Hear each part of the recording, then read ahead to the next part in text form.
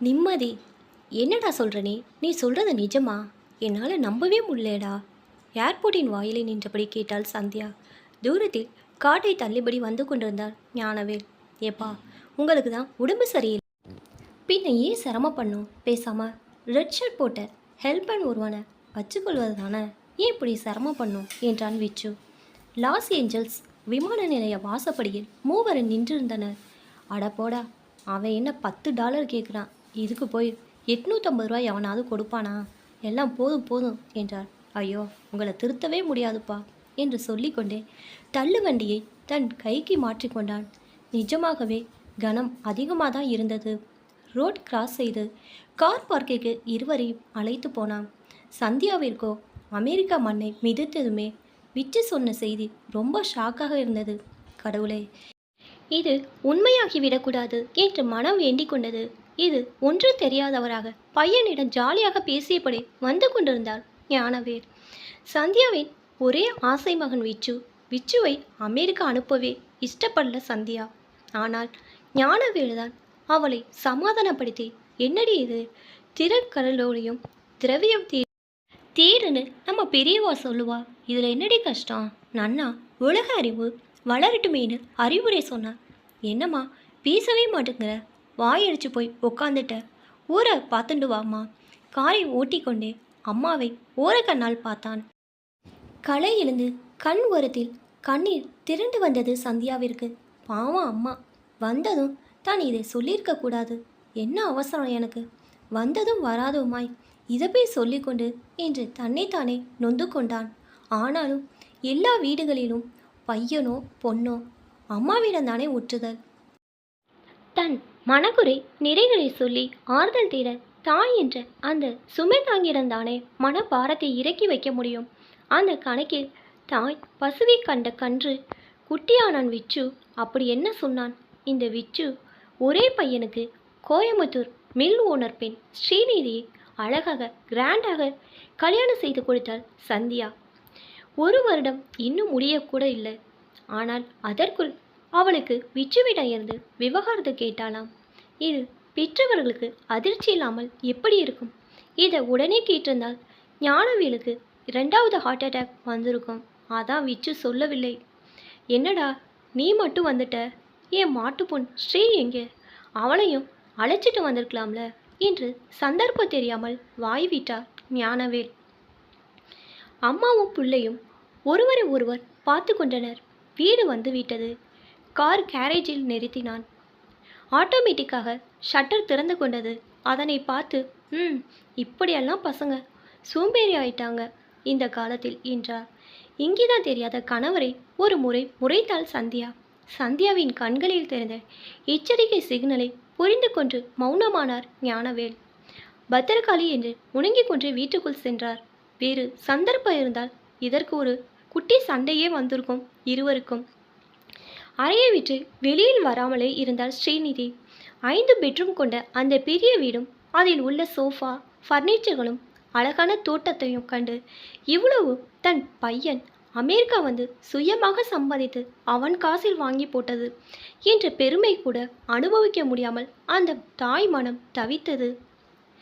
மிகப்பெரிய 60 இன்ச்சு டிவியையும் அதன் பேராக தியேட்டரையும் வேடிக்கை பார்த்து கொண்டிருந்தார் ஞானவேல். அம்மா, நீ ரெஸ்ட் எடு, இன்னைக்கு ஒன்றும் சமைக்க வேண்டாம், நான் இந்தியன் ரெஸ்டாரண்ட் போய் ஏதாவது சாம்பார் பொரியல் வாங்கி வந்து விடுகிறேன், ஃப்ரிட்ஜில் சாதம் இருக்கு, மைக்ரோ ஓவனில் சூடாக்கி கொள்ளலாம் என்று சொல்லி கிளம்பினான் விச்சு. ஏண்டா, மேலே அவள் ரூமுக்கு போய் நான் பார்க்கட்டா, பேசட்டுமா என்றாள் சந்தியா. போய் பேசு, ஆனா நான் சொன்ன விஷயத்தை பற்றி ஒன்றும் பேசிவிடாத, ஜாக்கிரதை என்று சொல்லி புறப்பட்டான்.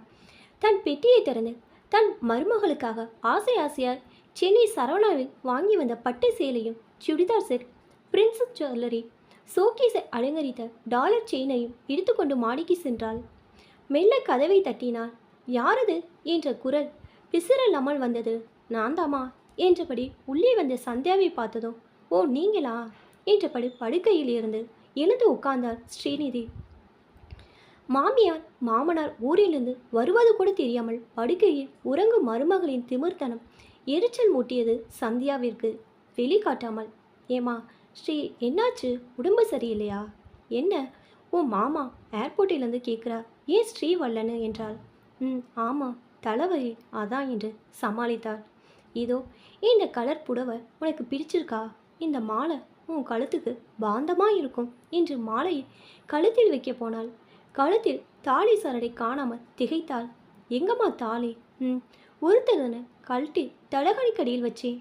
வேண்டா வெறுப்பாக எடுத்து அணிந்து கொண்டாள். வந்த வந்த ஒரு வாரமாக ஓடி ஆடி வேலை செய்யும் மாமியாரையும் எச்சில் தட்டக்கூட கழுவாமல் எழுந்து செல்லும் மாமனாரையும் தன் புருஷனின் அதட்டுதலையும் உருட்டலையும் கண்டு பதறாமல் பணிவிடை செய்யும் தன் மாமியாரையும் கண்டு அதிசயித்தாள் ஸ்ரீநிதி. திடீரென உடம்பு முடியாமல் சோர்ந்த அம்மாவை எமர்ஜென்சிக்கு அழைத்து போனான் விச்சு. விச்சு வீட்டில் வந்து சொன்ன செய்தியை கூட கேட்டு ஸ்ரீநிதியை ஆடி போனாள். அத்தைக்கு ஹார்ட் அட்டாக், 2 மணி நேரத்தில் ஆப்ரேஷன் என்று சொல்லி வீடே ஆடி போனாலும் தமிழ் நாளிதழை எடுத்து சுவாரஸ்யமாக படித்து கொண்டு இருக்கும் தன் மாமனாரை கண்டு வெக்கித்து போனாள் ஸ்ரீநிதி. ஆப்ரேஷன் செய்ய சம்மதம் என்று கையெழுத்து டிவி முன்னால் அமர்ந்து பார்த்து கொண்டே போட்ட இந்த மனிதராய மாமனார் வியந்து போனாள். அன்று தான் வைரஸ் ஜுரம் என்று படுத்தபோது மருந்து மாத்திரை ரசசாதம் ஊட்டிவிட்டு உடல் முழுதும் வலிக்கு பேண்டேஜ் போட்டு மசாஜ் செய்த விச்சி எங்க, இவர் எங்க? ஏதோ ஆஃபீஸ் பார்ட்டில் 2க்கும் தன்னை அழைத்து போகாததால் மனம் விருது விவகாரத்துக்கு லாயரை போய் பார்த்த தன்னையும் உயிருக்கு போராடும் மனைவி ஆஸ்பத்திரியில் போய் பார்க்காமல் இந்த மாமனருக்காக திருமங்கலத்தில் கண்ணில் ஒற்றி கொண்டு ஓடி ஓடி வேலை செய்யும் தன் அத்தையை எண்ணி பார்த்தாள். 40 வருட இல்லற வாழ்க்கை என்ற மாட்டு வண்டியை சண்டிமாடான ஜோடி மாட்டோடு இழுத்து செல்லும் தன் மாமியாரின் பொறுமை பூமி தாயும் வென்றுவிடும் என்று எண்ணிக்கொண்டாள். ஸ்ரீநிதி லாயரிடம்தான் கொடுத்த ஸ்டேட்மெண்ட் பேப்பரை கிழித்து குப்பை குடையில் போட்டாள்.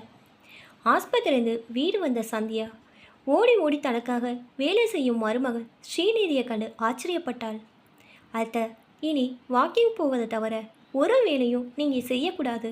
எல்லாம் நான் பார்த்துக்கிறேன். விச்சு, டாக்டர் கொடுத்த மறந்த என்னிடம் கொடுங்க. வேலைக்கு அத்தைக்கு நானே கொடுத்துட்றேன்.